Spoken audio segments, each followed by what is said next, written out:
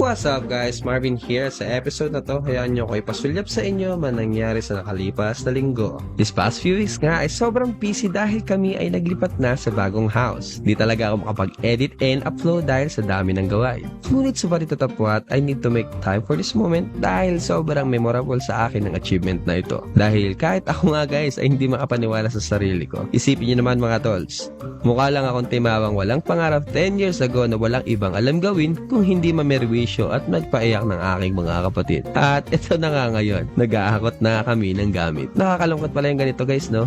Halos 20 years kasi ako nanirahan with my parents, then bumukod ako ng bahay na for rent in 5 years din. Isa-isa ko na ngayon hinahakot lahat ng pundar naming gamit papunta sa bagong tirahan. Sobrang dami kong memories dito sa lahat ng struggles bilang nag-uumpisang magulang at challenges sa pagkakaroon ng sariling pamilya ay dito ko na talaga naranasan. Buti na lang guys, meron talaga akong katulong sa paglilipat na ito. Walang iba kundi si Tito RB, ayan, ang taga-baklas ng lahat ng mga TV rack, ng aking computer table at mga gamit-gamit. Ayan, siya nag-disassemble yan lahat. Wala ko ibang ginagawa kundi maghakot lang na maghakot papunta sa sasakyan dahil ako din na mag-drive. Ayan, no? Siya ginagawa kong taga-punas, lahat. Grabe pasasalamat ko sa taong to. Napakadami na namin pinagsamahan itong batang to. Talaga namang pinapahanga ako sa bawat aspeto ng buhay.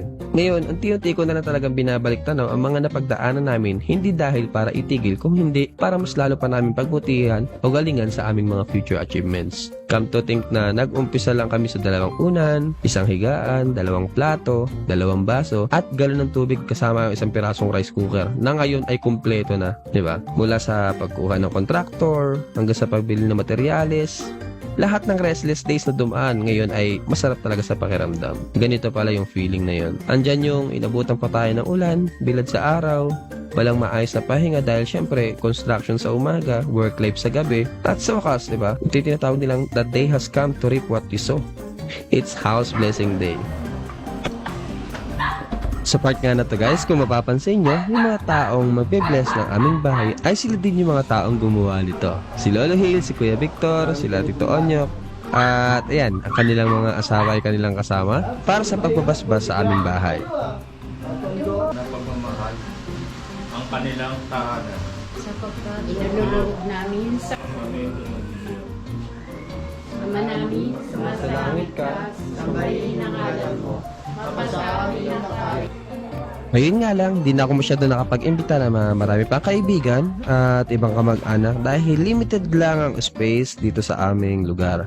Siyempre, dahil bagong lipat ay hindi naman po pwedeng lahat ng gusto nating imbitahin ay may imbita. Kaya naman, konti lang din ang naging bisita ko at lahat naman ito ay immediate family. So, as the celebration goes on, ayan, naging masaya naman at maayos ang housewarming namin or house blessing nga ang tawagin.